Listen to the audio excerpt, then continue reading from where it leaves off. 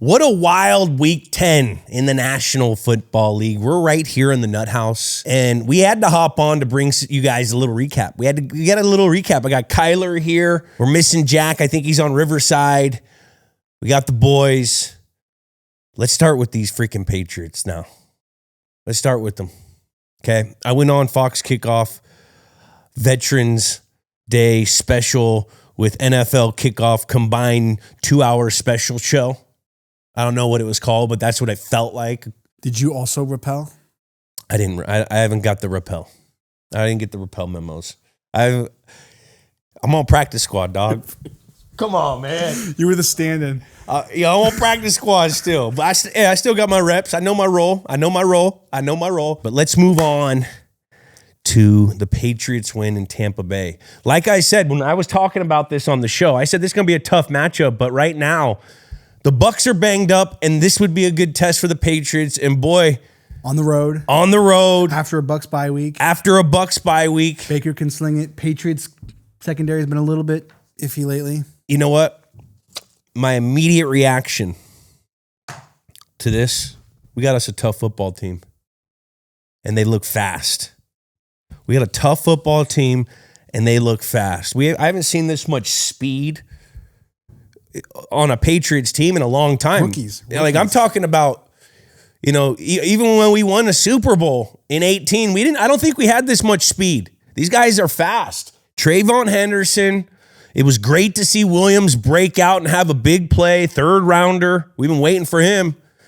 Now they look fast and they look tough. Why do they look tough? Because they can run the football and they're stopping the fucking run. And they're doing well on special teams. That was always what I was indoctrinated how to be a tough football team. You got to run the ball, stop the run, and cover kicks. And it looks like they've been doing that. They got a lot of juice right now. They're in a good pocket of winning. Now to the Bucs defense, they're beat up. Yeah. They're beat up. Yeah.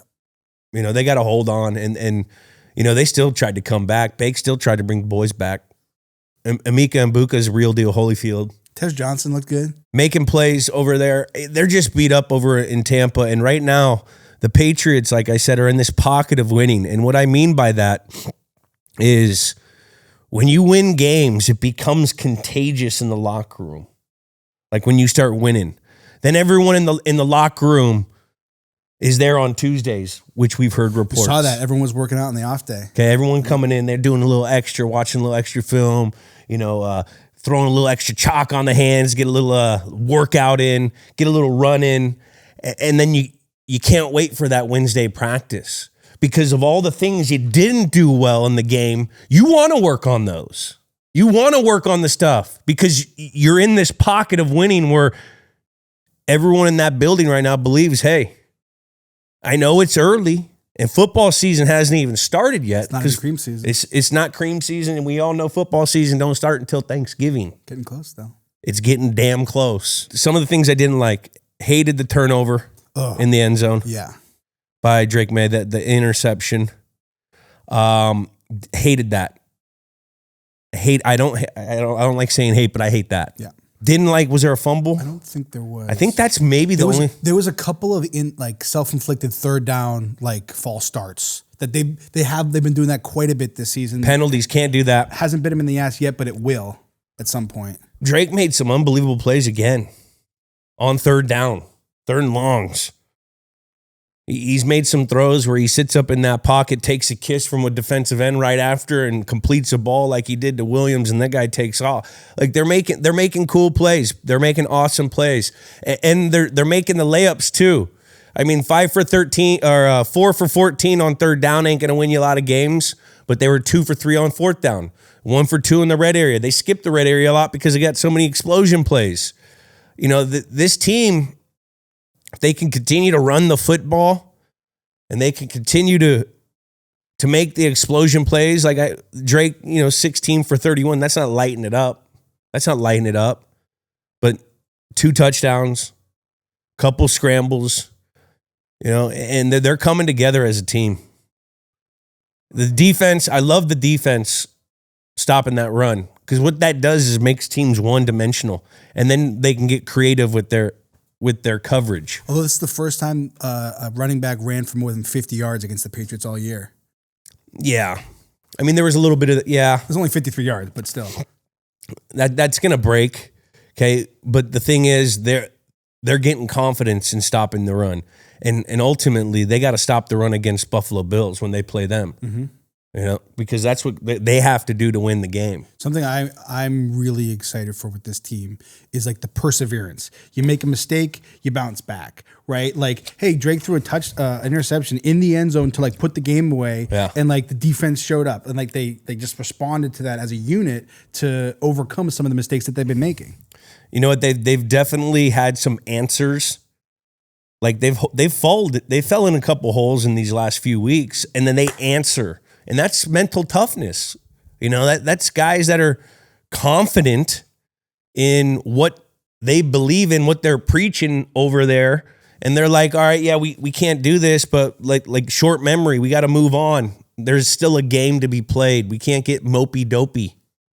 And, you know, fucking Vrabes with some balls over here, you know, taking the knee on the goal line. Yeah, that right before half. That whole situation, they call that the last shot.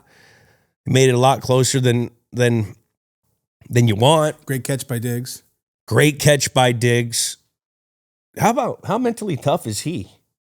With all the shit that's going on off the field, this guy's still balling.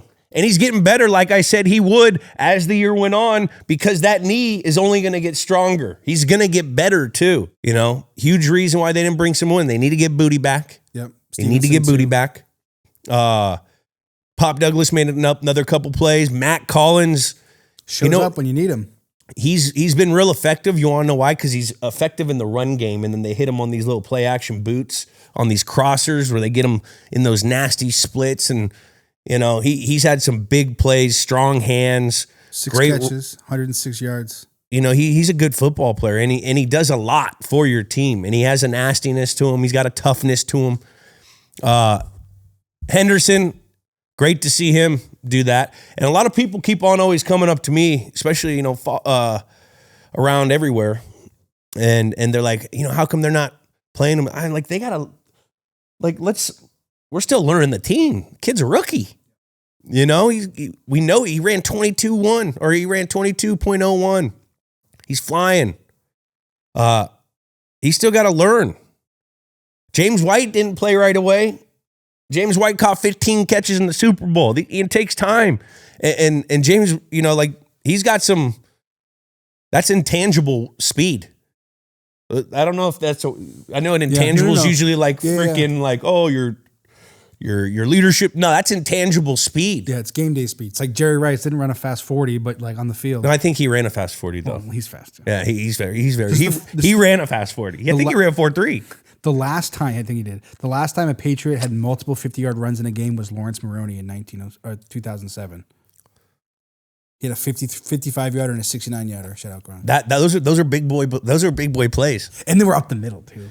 Or but he bounced. They all kind of condensed. The first one was up the middle. The other one he bounced. Yeah. And then he uses speed. No one's going to catch him. But that's really good to see him step in, step up. Look, they got the Jets on a Thursday. Okay, you can't take the Jets lightly. Division team, division game, Thursday night game. You know, the Thursday night game is all about who can prepare the best, the quickest, most efficient without real practice. That's what a Thursday night game is. So usually it's a little more vanilla in your game plan. It's you go to the things you work on. You go to the things that you do the best. And so that's why those Thursday games are kind of mutters, especially this late in the season where, you know, you're week 10 to week 11. You're banged up. This is the grimy part of the season. This is the season where the competitive stamina has to kick in, because once you get past Thanksgiving, there's light at the end of the tunnel. You're playing for something. Right now, you're still playing for something, but it's July baseball. It's July baseball. You wake up, it's dark. You go to work. You leave the building, it's dark. You go to work. It's a little colder. It takes a little longer to get out of the shower. You know, it's when it's that cold, that hot shower feels good in the morning. You know, this is the grind part of the season. You don't feel good. You got an ankle, you got a thigh bruise, you got a bruised ribs. This is the part of the season where it gets hard. So you're going to learn a lot about teams during this part. And this is where, you know, the pasteurization period starts and that cream starts rising to the top. I'm excited for the Patriots getting their 7th straight win. Yeah, that's encouraging. Makes me, you know, it's kind of like, I like going to work. I like going to Fox.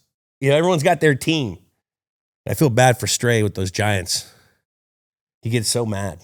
Howie with the Raiders. Feel bad. Terry with the Steelers. Felt bad this weekend. Charles with the Raiders. I felt bad. Yeah, Packers too. Packers. We still got, you see, that's a thing. Charles gets a dip and double. But me and Charles both a little worried about the Packers against Philly. You know, so it's always good to go home or go to work when the boys are doing well. So to wrap up, Patriots tied for first in the AFC and third. 2 games up. Yeah. Two games up. Hey, you cannot pat yourself on the back. Like I said, this is the toughest part of the season. This is where you're going to start to see, you know, the good teams separate. Okay. The good teams stay on the gas.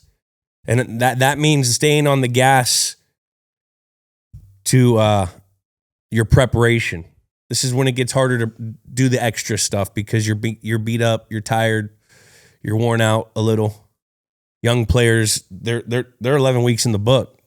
First year guys. You're towards the end of your college season right now. Yep. You usually got a month off until you get your bowl bag and you're playing your Xbox and you get your free Chick-fil-A card. You got a month off? Nah, not in the NFL. You're still playing. You're halfway through. That rookie wall. But maybe the Patriots played this right with Trayvon Henderson. Doesn't have many reps going in to this stretch.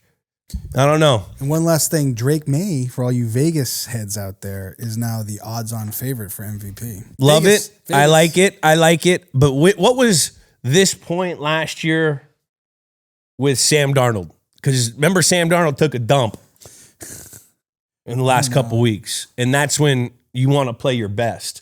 So this is going to be an important time for Drake. Screw the MVP, but just for the team to play his best at the end, because that's the best. The hot teams win. Hot teams win. You mentioned Giants. Let's talk about Giants. Breaking news. Yeah. Skee Ball. He's gone. They fired Brian Daboll week 10 after Giants lose that 10-point fourth quarter lead to the Chicago Bears. You know, I feel bad. It's never cool when any head coach gets fired. You got to remember, these people got families, kids. They're at the schools over in the areas. The kids are probably heckling the shit out of them. Your dad, this, that, you know. But what I don't feel bad is he'll be getting paid. Not like those college guys, but he'll still do okay. He'll be getting paid. So he was 20 for 40 and one tie in his 3.5 years in New York and 1-1 in the playoffs. Got to win with Daniel Jones in the playoffs. People forget about that. Yeah. At this point, the Giants have not yet named an interim head coach, but we'll double check in before we end up recording. Yeah, it doesn't matter. Yeah, it doesn't matter. Where do you think the Giants go from a head coach direction after this? There's a team down in Chapel Hill that's playing a little better. What if the Giants brought in Bill Belichick? Do you think that's even a possibility? I don't know. I mean, he has a relationship with the Mars. He fucking loves them. We all know that. Guy shed a single tear every time we played there. The only time I saw him get happy, we talk about LT. No, I'm just joking. But, like, I don't know. The Giants really don't make, like, crazy hires like that. They also don't really move on from coaches in season either. They're very conservative. So maybe because they did an in-season change, they're changing their way a little. I don't know. Who knows? I think they're going to want to probably try to get someone that's sexy for Jaxson Dart. Cliff Kingsbury? Kingsbury? Cliff? I don't know. The thing with Cliff and coach, the next one's his last one. Yeah. You know, the next head coach job is his last head coach job, unless you're going to go back to college. But Giants, young quarterback, right? Offensive talent. The Maras are very conservative, so you're going to be there for at least 3-4 years. Yeah. It's like a tough market to be in from a very tough market to be in. Got a lot of defensive talent. Yeah, that defensive line. And where's Daboll? Where's he going to end up? Consultant for the Patriots? Probably. I don't know. Nah, he's not. Bill's not there. Did he have a relationship? Was he there when Vrabel was there? Yeah, he was there with Vrabes. Yeah. I mean, but I don't know their McDaniels relationship. is there? Huh? McDaniels is there? Go be an offensive consultant? Yeah, but I don't know. Probably not. I don't think the Patriots are in that world yet. Yeah. Or, you know what, Daboll, take a breath, hang out with your family. Yeah, regroup, see what next year looks like. He loves football. Yeah. I could see him going back to Buffalo maybe. With Josh Allen. That's interesting. Because Josh Allen and him he helped develop Josh. I like that move. I don't know about like head coach. What are they? Joe Brady? I mean, they're doing decent things, but I don't know. Because if the Bills if the Bills go out and gets beaten in the first round of the playoffs, like what happens there? You got to start thinking about it. And I like McDermott. I like him a lot. He's a great coach. But you can't change unless you change. He just had a milestone for wins, right? He probably did. He got a lot of wins in this league. Yeah, I think he just got his 100th win. Or is that 99? No, they just lost to the Dolphins. But I think he might have got it last. That should be a react too. He's close to 100 wins. Close to that. That's a lot. Yeah. He's a great coach, but sometimes, you need a little shakeup. I don't know. I don't want to talk about other people's jobs, but I agree. We were talking about Brian Daboll, who just lost his job, and who knows? Before we move on from Giants, you had an interesting thing to say about Jaxson Dart this morning. I'd love to hear you expand upon that. Kind of reminds you of Drake May last year. Why is that? Makes a bunch of kind of big plays, still kind of raw. Has got like a little aura to him. You look at the stat lines; they don't look great. But you don't. If you watch the game, you see the flashes of great. Passes the eye check. Yeah, and I he's got to take care of his body though. He takes a lot of hits, and I mean, got the concussion. You got a concussion. Yeah, or at least in the protocol. I don't know if you. Regardless, he's out. Yeah, he's he can run the ball too. He had a couple big runs. Let's move on. Let's go to the Atlanta Zajamin game in Bolin. Yeah. This was the Jonathan Taylor game, right? Holy smokes. Indiana beats Atlanta 31-25 in an overtime thriller in Deutschland. Wow. I was pissed. I didn't get to watch it. I watched like the highlights and I watched like the condensed. Why didn't you wake up? Didn't set the alarm? No, we were freaking doing our show. Oh, yeah. We're doing the military show, and usually they have, but it was like, it was the live of, because you're outside. We were outside. We didn't have our TVs, and I usually love the early day morning when you're at work and you get to watch a little football, get a little taste. Yeah. Warm you up. Yeah. I didn't get to, but from what when you watch the highlights, 34 carries, 244 yards, and 3 touchdowns, including a walk-off game-winning touchdown in overtime. This is an offensive player of the year moment. I mean, I'm not going to say MVP. Not MVP? I mean, dude, he's close to being on pace to LT's like total touchdown record and rushing record. He's in the ballpark. He's on pace for 1,900 yards. Saquon did 2,000 last year. Yeah, I think Saquon had like a 275-yard game last year. How many touchdowns, though? Hurts ate a lot of touchdowns from him. Ertz took all the touchdowns from him. So, but I'm just saying, like, you got to destroy a record if you're going to go in that MVP category. And the NFL may give it to a non-quarterback this year because politically, you know what I mean? Like, everyone's talking about it. Just, you know what I mean? Like, so if it's like Drake May or an insane year of Jonathan Taylor or Daniel, like something like that, I can see them being like, okay, let's give it to the running back. Yeah. But if it's like Josh Allen who had an insane year or Mahomes who had an insane year, they're going the like the big boys. Yeah. I buy that. You got to be at the big boy table before you get it. I track with that. I don't know. That was an insane game.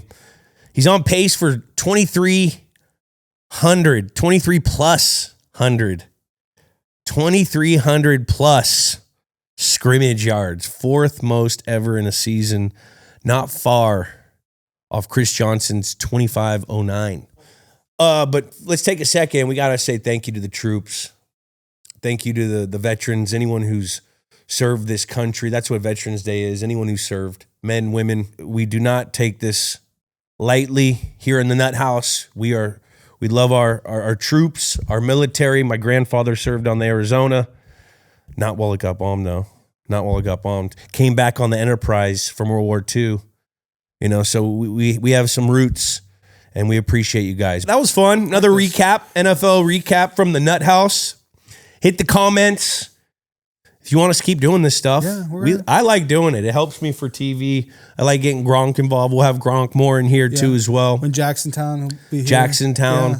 But it's just good for me to just get it out for my preparation going forward. Yeah, so if you like these, like, subscribe, comments, tell your friends, share it around. Because argue with me. These. Yeah. Let's go. Yeah, I'm not here to argue, but I'm just giving you what I think. Just drop a troll take in the comments to start the engagement to go crazy. Yeah.